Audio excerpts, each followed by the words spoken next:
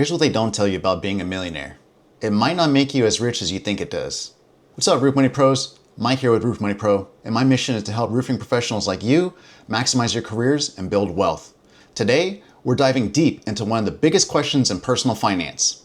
Is $1 million actually a lot of money anymore? And more importantly, what does this mean for your financial future as a roofer? If you're serious about building wealth in the roofing industry, make sure to hit that subscribe button because we're about to break down everything you need to know about modern wealth. Let's start with a reality check. Back in your grandpa's day, being a millionaire was like being a celebrity. We're talking about the 1950s when $1 million could literally buy you a small town. Picture this, a nice house cost around $7,000. A new car was about $1,500 and you could feed a family of 4 for under $20 a week.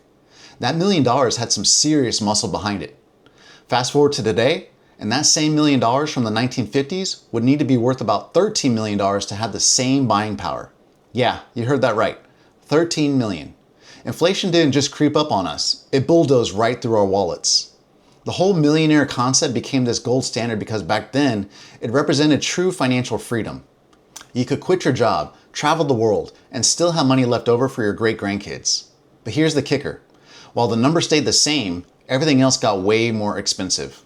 Think about it from a roofer's perspective. In the 1950s, your tools, trucks, and material cost pennies compared to today. A quality tool might have cost you $5. Today, you're looking at $50 minimum for something decent. That's a 10x increase right there. Now here's where things get really interesting, and this is crucial for you as a roofing professional who might be working in different markets. Location isn't just everything, it's the difference between living like a king or scraping by. Let's break this down with some real numbers. If you got $1 million and you're living in Manhattan, congratulations. You just bought yourself a very small apartment and maybe a year's worth of groceries. But take that same $1 million to a place like Texas or Oklahoma, and suddenly you're living in a mansion with enough left over to start your own roofing empire. Here's a practical example for roofers. Say you want to retire with $1 million in the bank. In New York City, your monthly expenses might hit $8,000 just for basic living. That's rent, food, transportation, and healthcare. Your $1 million would last you about 10 years if you never made another penny. But move to somewhere like Tennessee or Arkansas, where lots of roofers are finding great opportunities, and your monthly expenses drop to maybe $3,500 for the same quality of life. Suddenly, that $1 million stretches over 20 years. That's literally double the retirement runway. The housing situation is absolutely wild, as you well know. A decent family home in California might eat up your entire $1 million. But in states where roofing work is booming, like Texas, Florida, or the Carolinas, that same million could get you a beautiful home and leave you with $600,000 to invest.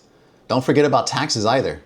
Some states will take a big bite out of your retirement income, while others have no state income tax at all. As a roofer, you're already dealing with the complexities of working across state lines sometimes. Understanding these tax differences could save you hundreds of thousands over your lifetime. Now here's where the rubber meets the road, and this is something every roofer needs to understand. There's this rule called the 4% rule that financial planners love to talk about. The idea is simple. You can reasonably expect to safely withdraw 4% of your retirement savings each year without running out of money. But here's where it gets really interesting. The 4% rule works hand in hand with something called the rule of 25. This rule says you need to save 25 times your annual expenses to retire or reach financial independence. So if you spend $40,000 per year, you need $1 million saved up. If you spend $80,000 per year, you need $2 million. It's a quick and dirty way to get a rough number to work towards without fancy software or paying thousands of dollars for a financial advisor to tell you something close. See how this works? The rule of 25 tells you how much to save, and the 4% rule tells you how much you can safely spend each year. So with $1 million, that's $40,000 per year before taxes. And today's money, that's about $3,300 per month to cover everything: housing, food, healthcare, entertainment, and emergencies. For a lot of roofers who are used to making good money during busy seasons, that might feel pretty tight.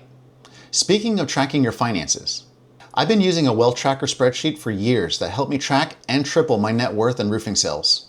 It includes a calculator that determines your exact financial freedom number using the rule of 25. So you know exactly how much you need to save based on your lifestyle. I'm giving it away for free.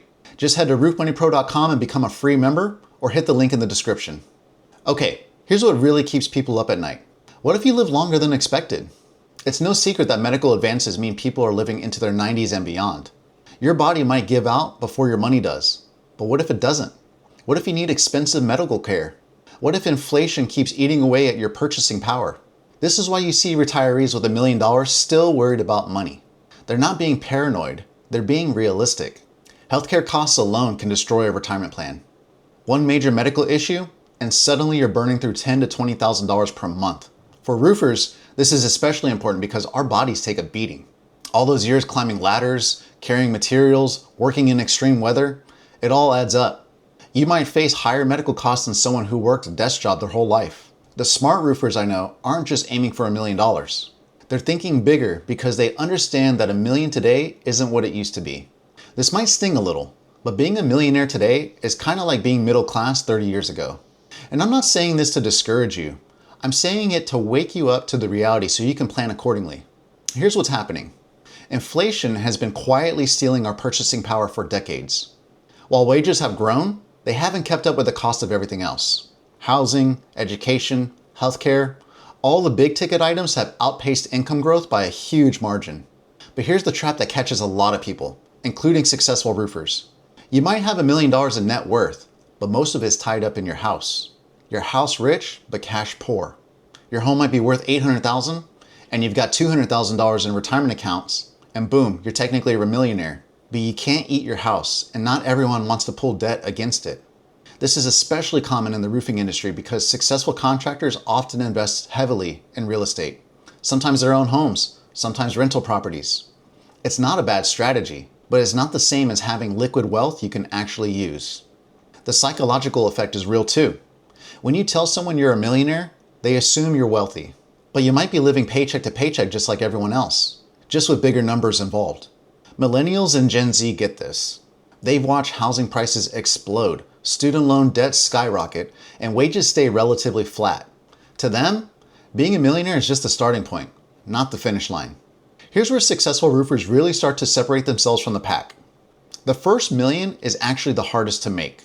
After that, compound growth and multiple income streams start doing the heavy lifting. Think about the roofing contractors you know who've already made it to this point. They're not just doing roofs anymore. They might own the supply company, the insurance restoration business, maybe some rental properties.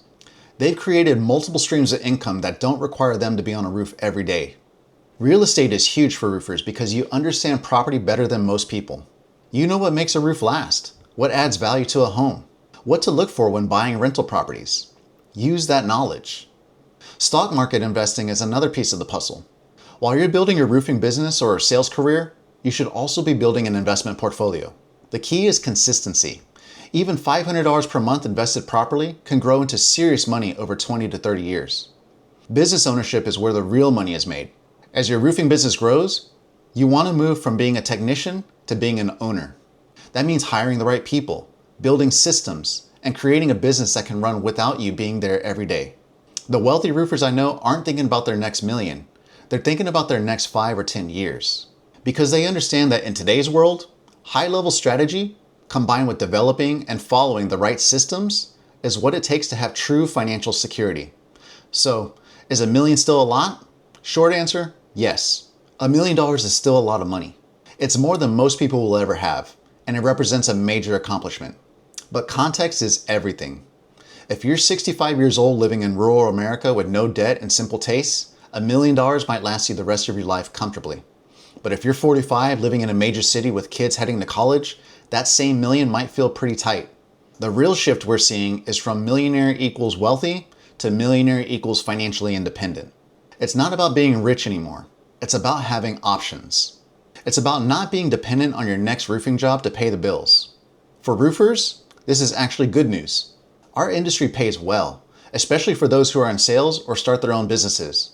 You're in a position to build serious wealth if you're smart about it, but you need to think bigger than just saving up $1 million and calling it good. Location matters huge. Your money goes further in some places than others. Lifestyle matters too.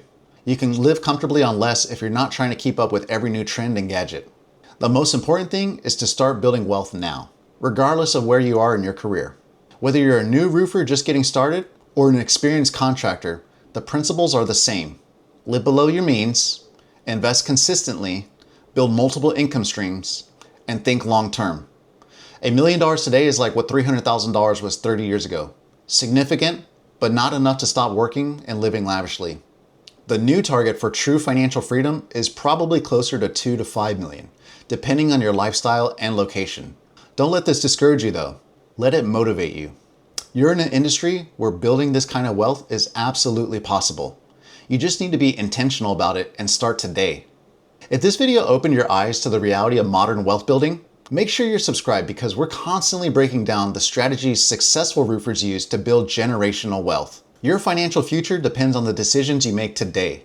So make sure you're getting the right information to make those decisions count. See you in the next video.